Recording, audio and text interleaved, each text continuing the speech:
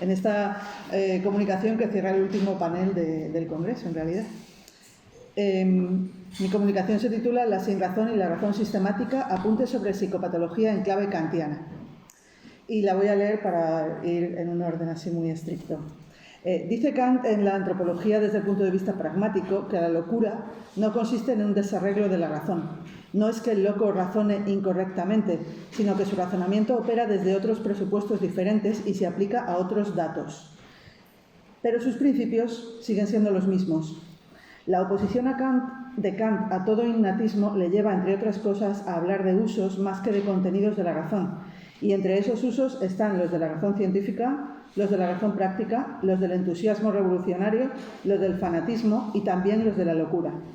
La psicología moderna se ha fijado sobre todo en aquello que se refiere a la epistemología constructivista de Kant y ha dejado de lado la reflexión, más o menos la reflexión acerca de la psicopatología. Sin embargo, a pesar de lo fragmentario y asistemático de las referencias de Kant a este asunto, creo que podemos extraer consecuencias interesantes en este terreno. Vamos pues a analizar algunos de los rasgos de este uso de la razón que genéricamente se ha llamado locura y que cobra una especial relevancia desde las críticas que desde hace ya unos 50 años se le han venido haciendo a una cierta medicalización de la psicología. Este análisis habrá de remitirnos irremediablemente al problema de la constitución de la subjetividad y tendremos que enfrentarnos al nuevo concepto de sujeto que Kant propone a la filosofía y que todavía, en mi opinión, dos siglos y medio después, no hemos acabado de entender. Sean, pues, estas reflexiones una modesta contribución también a este entendimiento. Ahora me voy a saltar una cosa. Kant escribió un ensayo en el año 1757 que se titula así Ensayo sobre las enfermedades de la cabeza. Y en este ensayo de juventud de 1757, Kant propone una clasificación que puede parecernos bastante inaceptable hoy en día, ¿no? Divide estas enfermedades entre las que producen risa y las que producen pena. Una división bastante poco rigurosa y de escaso alcance ético. Se trata de un escrito de juventud, circunstancial, irónico, que el autor publicó de forma anónima y que está referido sobre todo a la cuestión de si, en un hipotético estado de naturaleza rusoniano, existiría lo que en la civilización llamamos locura, cosa que Kant niega. Ahora bien, si nos centramos solamente en las enfermedades lamentables, que dan pena, y dentro de ellas en las perturbaciones, porque Kant hace una clasificación muy amplia, pero yo me voy a fijar solo en estas, encontramos un modo de clasificación más interesante, el que se basa en las facultades. Y ahora cito a Kant en este escrito: creo poder dividirlas globalmente en los tres grupos siguientes. Primero, el trastrueque de los conceptos de la experiencia, que es la demencia. En segundo lugar, la perturbación de la facultad de enjuiciar, ante todo la experiencia misma, que es el delirio. Y en tercer lugar, el trastorno de la razón en lo tocante a los juicios más universales, que es la alienación.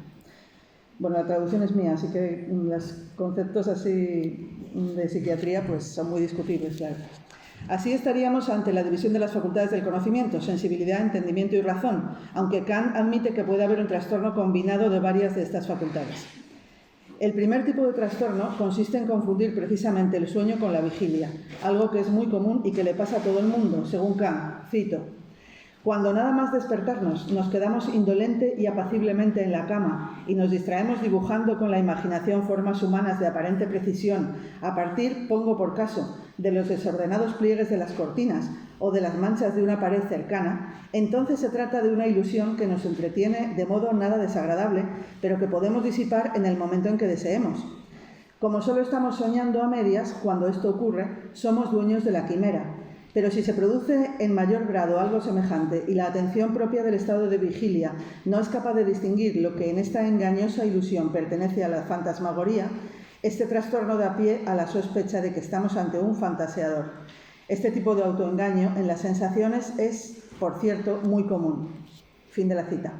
El fantaseador tiene una imaginación productiva muy activa y una inclinación que le lleva a creer en lo que ella produce, confundiéndolo con la realidad. En esta situación son inútiles los argumentos racionales, dice Kant, pues la sensibilidad produce una convicción tan grande que vuelve vano cualquier intento de argumentación. El ejemplo que da Kant es el del hipocondríaco.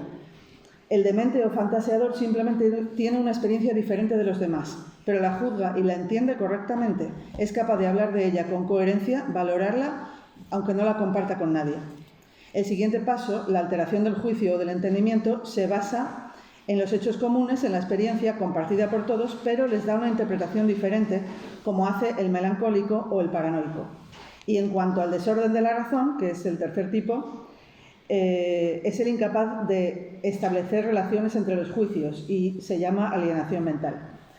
Y ahora nos vamos, después de esto, a 45 años después, a la antropología desde el punto de vista pragmático, que sabéis que es una de las últimas obras de Kant. Entonces, bueno, ya es el Kant maduro, nada de obra de juventud, es de 1798, y ahí es donde Kant habla de la locura sistemática, que es el título de la conferencia. Pues esta antropología es poscrítica, como sabéis, o sea, es después de la crítica, y entonces la división esta de las facultades que he dicho antes ha cambiado sustancialmente. En primer lugar, se distinguen entre debilidades y enfermedades, o sea, Schwächen y Krankheiten, de la facultad de conocer, aunque se pueden reconocer en ellas esas antiguas enfermedades de la cabeza que provocaban o risa o pena respectivamente. Dentro de estas últimas, ya no se emplea la distinción acorde con las facultades del conocimiento que veíamos en el escrito de juventud, sino una distinción en 4, que es muy conocida, ¿no?, para los kantianos: amencia, Unsinnigkeit, demencia, Wahnsinn, insania, Wahnwitz y Besania, Aberwitz, en la que el papel de la imaginación cobra aún mayor relieve. Casi se podría decir que el sufrimiento mental consiste en cualquiera de sus manifestaciones en un desarrollo de la imaginación que va afectando a diferentes aspectos de la mente o del ánimo.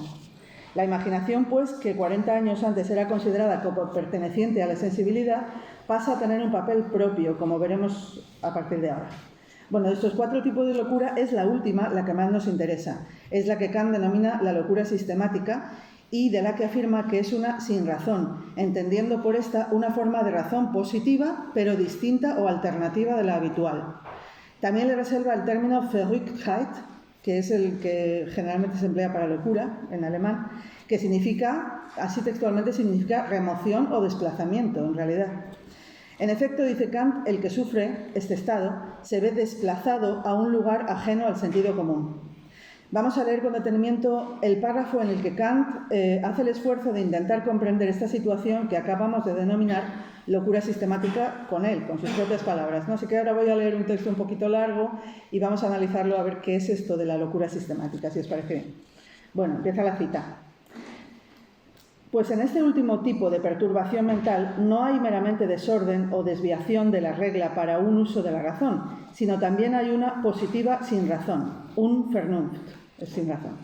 Esto es otra regla, una posición enteramente diversa a la que el alma, por decirlo así, se desplaza y desde la cual ve todos los objetos de otro modo, y saliendo del sensorius communis, que se requiere para la unidad de la vida animal, se encuentra desplazada a un lugar alejado de él. De ahí la palabra Verrückung. Eso lo dice Kant, o sea, está haciendo un análisis de la palabra él mismo. Como un paisaje de montañas dibujado a vista de pájaro, induce a hacer sobre el paraje un juicio enteramente distinto que si se contempla desde la llanura. Ciertamente, el alma no se siente ni se ve a sí misma en otra posición, pues no puede percibirse a sí misma localizada en el espacio sin cometer una contradicción, ya que entonces se intuiría como un objeto de su sentido externo, cuando solo puede ser para sí misma objeto de su sentido interno. Pero con ello se explica lo mejor que se puede, porque Kant es muy consciente ahí de sus límites, lo que se llama locura. Pero es admirable que las fuerzas del ánimo desordenado se coordinen, sin embargo, en un sistema, y la naturaleza tienda incluso en la sinrazón a introducir un principio que las una, a fin de que la facultad de pensar no permanezca ociosa, si bien no para llegar objetivamente al verdadero conocimiento de las cosas, al menos para atender de un modo enteramente subjetivo a la vida animal. Fin de la cita. En el párrafo siguiente, a este que he leído, Kant denomina sentido privado lógico, sensus privatus o Eigensinn, a esta posición en la que uno se ve trasladado, cuando pierde el sentido común y lo considera el único síntoma universal de la locura, contra otros que se suelen aducir popularmente y que él se ocupa de desestimar. Bueno, pues nos preguntamos, ¿qué significa que la locura sea una razón sistemática? Según hemos visto que dice Kant. ¿Y qué repercusiones tiene todo esto? Si aceptamos que la razón se define en general como la facultad de los principios, que es la definición típica de la crítica de la razón pura, que tiende a lo incondicionado o absoluto, que da cuenta de todo lo condicionado o relativo que nos encontramos en la experiencia, esta definición le podría valer perfectamente a la razón perturbada. O sea, la definición la cumple. Su tarea consistiría en unificar los datos y las reglas de la experiencia bajo el menor número de principios posibles, sistematizando los conocimientos, jerarquizándolos y dándoles un sentido que los datos dispersos de por sí no tienen. Su funcionamiento lo podemos observar en el razonamiento regresivo o heurístico, es decir, aquel que considera todo dato como conclusión y le busca unas premisas de las cuales se pueda deducir este dato racionalmente. Estas premisas serían los principios de este razonamiento. Pues bien, siguiendo este proceder, nos encontraríamos con un número pequeño de principios que tuvieran la capacidad de explicar o dar razón de toda la experiencia. Así se hace en física, en matemáticas, etc. Los principios filosóficos unificarían aún más que los de las ciencias, pues no se ceñirían a un ámbito particular de conocimiento, sino que tenderían a unificar estos ámbitos entre sí. Como es sabido, en la crítica de la razón pura interpreta la metafísica tradicional como la tendencia a hipostasiar estos principios, considerándolos entes que tienen una existencia independiente de mí, que son sustancias. Por eso se puede considerar a los productos de la metafísica tradicional como ilusiones dialécticas. Pero no nos interesa seguir ahora esta vía que asimila los delirios metafísicos a los delirios mentales y que a Kant le parece tan sugerente desde la época de los sueños de un visionario, que precisamente trata de esto. Lo que queremos ahora es retener de momento es que la razón, siguiendo este procedimiento que acabamos de describir sumariamente, produce nadas a las que Kant denomina noúmenos o entia rationis, criaturas o creaciones de la razón. Y para comprobarlo vamos a repasar la tabla de la nada de la crítica de la razón pura, perdonad que me ponga así como tan abstracta, pero esto nos va a servir luego, quedándonos en solamente un tipo de nada, que es la primera. Y cito un poquito de Kant, de la crítica de la razón pura aquí. A los conceptos de todo, mucho y uno se les opone el que todo lo suprime, es decir, el de ninguno. Y así, el objeto de un concepto al cual no le corresponde ninguna intuición que pueda ser indicada es igual a nada. Es decir, un concepto sin objeto, como los noúmenos, que no pueden ser contados entre las posibilidades, aunque no por ello deban tampoco ser dados por imposibles, ens rationis, o como ciertas nuevas fuerzas fundamentales que, por cierto, se piensan sin contradicción, pero también son pensadas sin ejemplo tomado de la experiencia, y que por consiguiente no deben ser contados entre las posibilidades. Fin de la cita. Creo que las nuevas fuerzas a las que se puede estar refiriendo Kant son las de gravitación universal o las fuerzas magnéticas, es decir, son conceptos científicos, pero las llama nadas. No es que estas fuerzas no operen en la experiencia, es que no se pueden mostrar o indicar como tales en sí mismas, no son datos de la experiencia, aunque sí se muestran en ellas sus efectos. Ellas mismas están más allá de la experiencia, en realidad. Del mismo modo, en la antropología nos dice Kant que, comillas, el enfermo psíquico se remonta por encima de la escala entera de la experiencia, busca ávido principios que puedan dispensarle totalmente de la piedra de toque de ésta, se figura concebir lo inconcebible. Fin de la cita. Entonces, leyendo estas dos citas, ¿qué diferencia hay, me pregunto yo ahora, entre las nadas de la ciencia y las nadas de la Besania? Las dos son igualmente nadas, que pretenden sistematizar la experiencia entera situándose más allá de ella. Si no, no podrían sistematizarla, ¿no? La diferencia la tenemos en el punto de vista. De hecho, el punto de vista común nos presenta la realidad como a todo el mundo. O sea, por eso es común. En un consenso social al que llamamos sensorio común. Si cambiamos la perspectiva, el punto de vista, las cosas aparecen desde otro aspecto.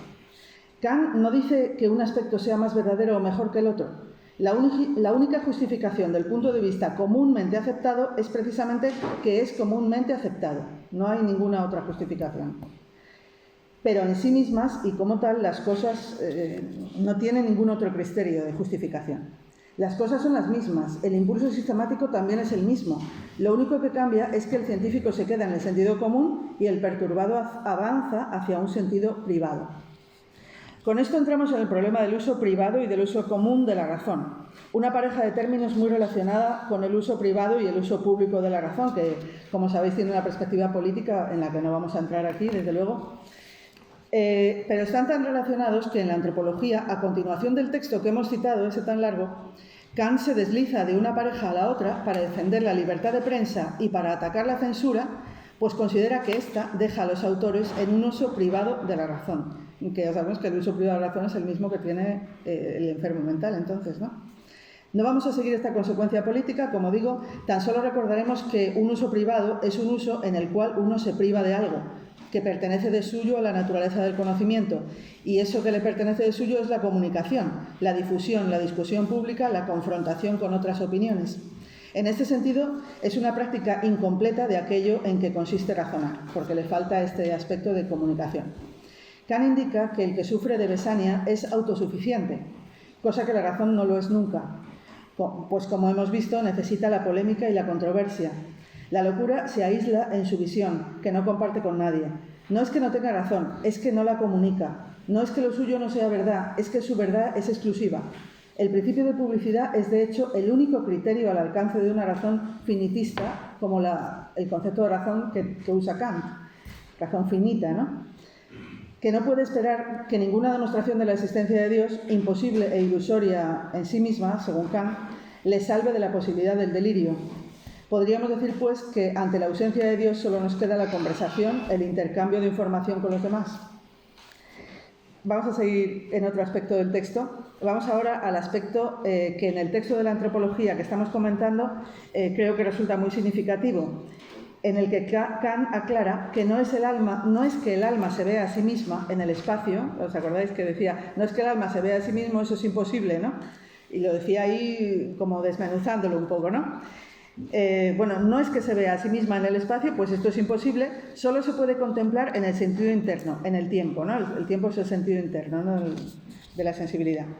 Lo que contempla en el espacio es el mundo, el conjunto de las cosas u objetos desde una perspectiva diferente a la de los demás. Por lo tanto, Kant nos está indicando con esto en qué sentido la comparación perspectivista o espacial que él mismo acaba de introducir no da más de sí para explicar lo que le ocurre a la mente en la locura. No da más de sí porque no puede comparar, no tiene dos perspectivas que comparar.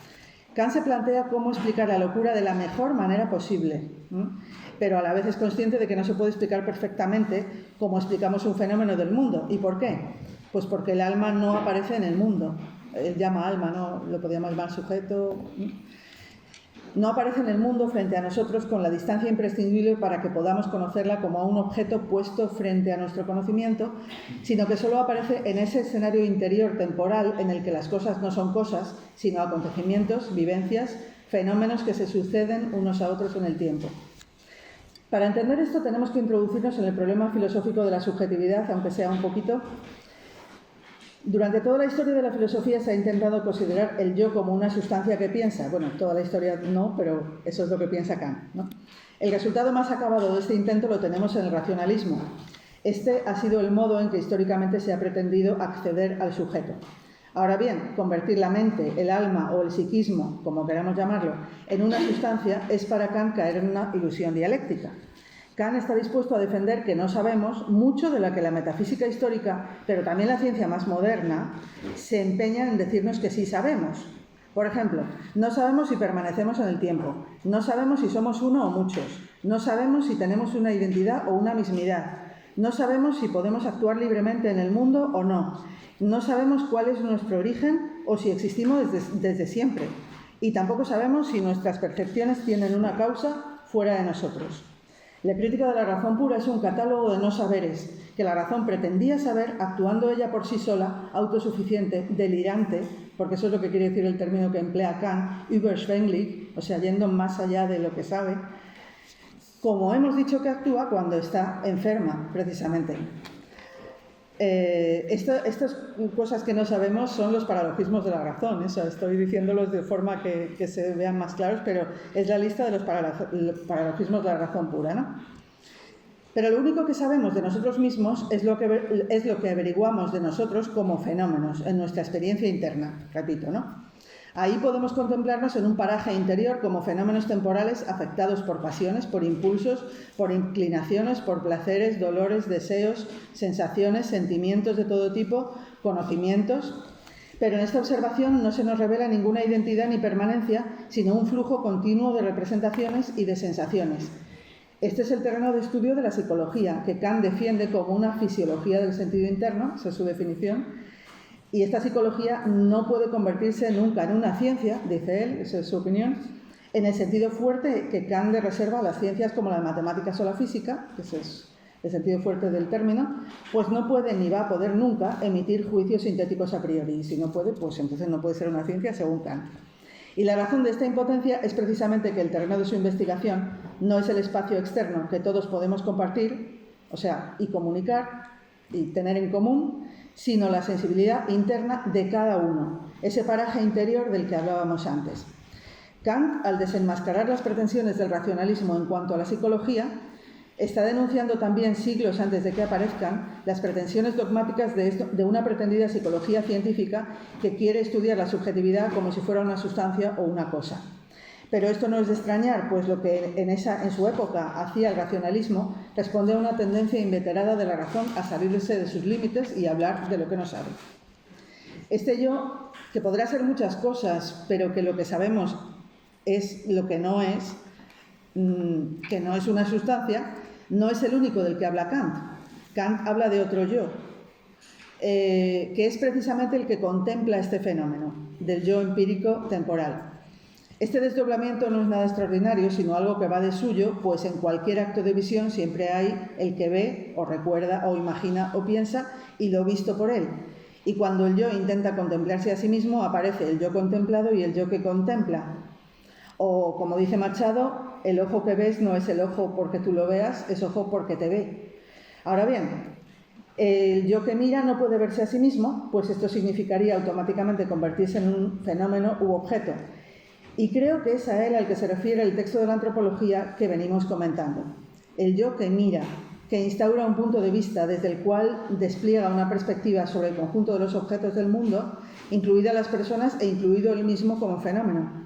Esta perspectiva es la que hemos dicho antes, que puede ser compartida con los demás o puede ser particular y propia solo de uno mismo. El despliegue de este horizonte de comprensión es lo que distingue a este yo del otro que es contemplado por él, que no despliega nada. El contemplado por él es un fenómeno, no despliega ningún horizonte, ¿no? Pues bien, este otro yo que mira, de un cierto modo, no es tampoco una sustancia, es una visión, por supuesto.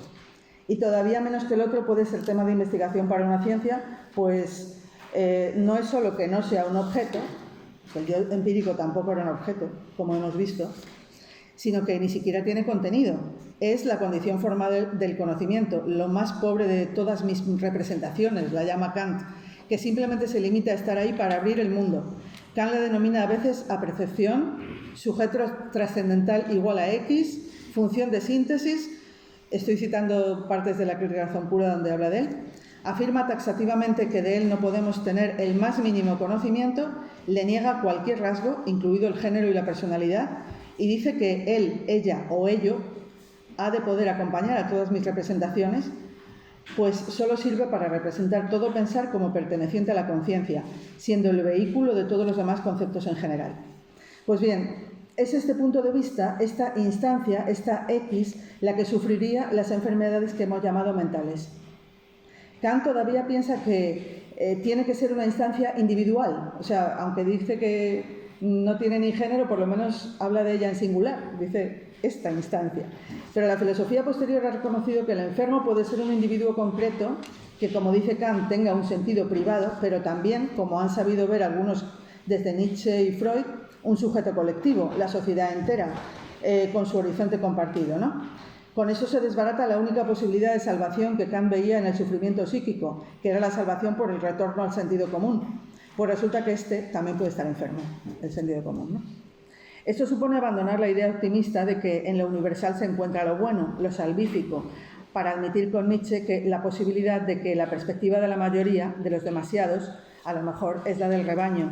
A partir de Nietzsche ya no reconocemos, como hacía Kant, en el sentido común la salud y en el sentido privado la enfermedad, sino que hemos encontrado que no por compartir un punto de vista común se garantiza el acierto, pues puede ser que el socio esté enfermo. Esta afirmación, como hemos visto, va más allá de Kant, pero Kant fue el que abrió el camino para introducirla, al considerar que lo que está en juego en nuestro análisis son perspectivas, fundaciones de sentido, construcciones de mundo, y que por consiguiente no hay una diferencia de naturaleza entre la razón y la sinrazón, pues la razón no es sustancia, sino brecha, diferencia con respecto a sí misma, empeño por constituir un orden, un plexo, un enlace o, con otra palabra, un logos. Pero ahora vamos a hablar un poco del papel de la imaginación, que parece que estamos hablando todo el rato, pero no decimos nada de ella, ¿no? Bueno, vamos a ver. No vamos a introducirnos a fondo en el problema de la imaginación, pero debemos hacer alguna observación solo sobre el tema si queremos entender la alusión que Kant hace a la imaginación en el texto que hemos visto, ¿no? Como es sabido, Kant distingue entre una imaginación reproductiva y una imaginación productiva, y es a esta última a la que nos vamos a referir, por supuesto, a la productiva. Recordemos que la imaginación productiva tiene un papel fundamental en el conocimiento, que es el de hacer de mediadora entre la sensibilidad y el entendimiento, elaborando una síntesis de los datos sensibles con vistas a que puedan ser subsumidos bajo un concepto. Bueno, esto es como repasar, ¿no? Esta síntesis es inconsciente o ciega, dice Kant en la Crítica de razón pura, pero imprescindible para el conocimiento. En el parágrafo 28 de la Antropología, Kant dice que la sensibilidad y el entendimiento se hermanan por medio de la imaginación para producir el conocimiento como si tuvieran una raíz común entre ellos y produjeran una síntesis química. Él habla siempre de química al hablar de síntesis, ¿no? Así pues, al reunir o sintetizar los datos de la sensibilidad, la imaginación reúne, sintetiza también las facultades mismas de la sensibilidad y el entendimiento. Solo por obra de la imaginación se puede conseguir que la multiplicidad se convierta en unidad. Por eso Kant denomina la imaginación función de síntesis o facultad conectora. Ahora bien, reparemos en que esta multiplicidad no suele ser una multiplicidad homogénea, sino diversa, mezclada, desigual. El término que emplea Kant es mannigfaltigkeit o manifold, sería en inglés, cuya traducción es más fiel al castellano, sería más bien complejidad, porque incluye pliegue ahí, ¿no? No se trata de un agregado de elementos, sino de un conglomerado de pliegues, de un complejo, más bien. Decíamos, pues, que lo que hace la imaginación con esta, llamémosla, complejidad, es sintetizarla. ¿Pero cómo lo hace? Para reunir y dotar de sentido a los datos de la sensibilidad, la imaginación realiza una tarea siempre creativa que puede ir desde la elaboración de un esquema hasta la producción de una obra de arte, depende. En el primer caso, que es el caso del conocimiento, la imaginación elabora el esquema bajo el control de un concepto. En el segundo caso, lo que hace es liberarlo de ese control del concepto, ¿no? Estos son algunos de los casos que Kant analiza. Pero también hay otros casos intermedios, ¿no? En cualquiera de ellos, lo que produce la imaginación es una imagen que hace de matriz de otras imágenes. Y ese es el concepto que me interesa, al que quería llegar aquí. Kant nos lo explica en el caso de los esquemas del conocimiento. Un esquema no es una imagen, ¿no? Sino algo bastante más complicado y que necesitamos para producir cualquier imagen. El ejemplo mejor de esquema me parece que es el de un plano o un diagrama. Por ejemplo, un plano o un blueprint para construir un edificio, pongamos un puente, ¿no? O un plano de un arquitecto, quiero decir, ¿no? Ese plano está a medio camino entre la idea general del puente o demás, que se ha hecho el creador, digamos, el diseñador de ese puente, y el puente concreto de metal o madera que queremos construir. Está a medio camino, ¿no? El plano da la regla de lo que queremos construir, pero no tiene un carácter de imagen simple o una similitud pictórica con la realidad, como sabe cualquiera que le ha echado un vistazo a los planos de un arquitecto o de un ingeniero. Basta comparar el plano del puente con una fotografía de ese mismo puente. El primero se parece a la segunda, pero al mismo tiempo está llena de instrucciones constructivas, acotaciones, signos que representan huecas visuales, flujos de personas, ejes geométricos, texturas de materiales, etc. Es también una imagen, Bild, pero una imagen especial que actúa de matriz, Urbild, a partir de la cual podemos producir el objeto que después podemos fotografiar, y entonces vemos que es muy diferente. Pues bien, el plano sería el esquema y es lo que produce la imaginación productiva. Ahora voy a donde quiero, en un momento. Ahora bien, siguiendo con el ejemplo del puente. El arquitecto que lo diseña y que traza el plano tiene un concepto previo al que su plano se sujeta en todo momento. Sabe lo que quiere construir y lo sabe plasmar en el plano con sentido. Ese plano o esquema luego será utilizado por un equipo de obreros, técnicos, etcétera, que también entenderán lo que indica el plano, sus signos, y convertirán lo allí trazado o proyectado en una obra de metal o madera. Se podría decir que existe un sentido común entre todas estas personas. basado además en muchos conocimientos científicos y técnicos compartidos. Bien, pues si pasamos de la construcción al conocimiento, el esquema sería, por ejemplo, la imagen originaria que nos ayuda a identificar los múltiples animales peludos y ladradores que existen como perros, o sea, lo identificamos como perros, ejemplares del mismo concepto. También hay aquí una tarea de síntesis, de creatividad, de imaginación constructiva, pero en el plano del conocimiento. Ahora bien, de hecho, no todos nos representamos exactamente igual el perro o el tiempo, por ejemplo, como una línea del tiempo, que sería otro esquema. Generalmente el esquema utilizado nos sirve para manejarnos en sociedad, en el mundo cotidiano. Es lo que llamamos el sentido común, un sentido que no comparten del todo ni todas las personas, ni todas las épocas, ni todas las culturas. La sinrazón consistiría en una divergencia aún mayor con respecto a este sentido común y consistiría entonces en trazar unos planos que los operarios no logran entender y no pueden convertir en un puente, ese es el problema, o en representar el tiempo con una línea que a lo mejor en vez de una línea recta, como se suele decir, que sea una línea quebrada, por ejemplo, ¿no? Pero ¿qué impide que se pueda representar de esa manera? Si no estamos hablando de un objeto, sino de una construcción representativa. O sea, ¿qué hay que no, ¿por qué el tiempo se representa así y no de la otra manera? En efecto, basta cambiar el modo de exposición de un esquema a un símbolo para que nos demos cuenta de la multiplicidad de posibilidades que se incluyen como tales en el trabajo de la imaginación, porque la imaginación también produce símbolos, ¿no? Existen, según Kant, representaciones de la imaginación a las que no les son adecuadas ningún pensamiento o concepto determinado, serían las ideas estéticas, en las cuales no voy a entrar, pero eso es muy interesante porque nos ayuda a ver cómo, para entender esto de la razón y la sinrazón, hay que ir a la crítica del juicio, a las ideas estéticas, al terreno en el que la imaginación es plenamente creativa, creadora, y más allá de los esquemas del conocimiento, con una cadena de asociaciones, careciendo de límites, abriendo el espacio a relaciones siempre nuevas, etcétera, ¿no? Bien, voy a saltarme esto y vamos a concluir ya, ¿no? ¿Qué conclusión podemos sacar de todo esto? De estas observaciones sueltas que hemos hecho sobre la razón sistemática en Kant, que son muy asistemáticas a su vez. Hemos visto cómo el estudio de la imaginación y de su poder le lleva a Kant a abandonar o al menos a poner en discusión el esquema de las facultades que había heredado del racionalismo. Eso me parece muy importante, ¿no? Heidegger le reprochaba a Kant que había retrocedido asustado ante el poder de la imaginación, que él mismo había descubierto. Pero tal vez el siglo XX haya ido aún más lejos en el camino que Kant había desandado y haya conseguido dar a la imaginación la importancia que tiene, que yo no estoy de acuerdo con Heidegger. Kant le da mucha importancia a la imaginación, ¿no?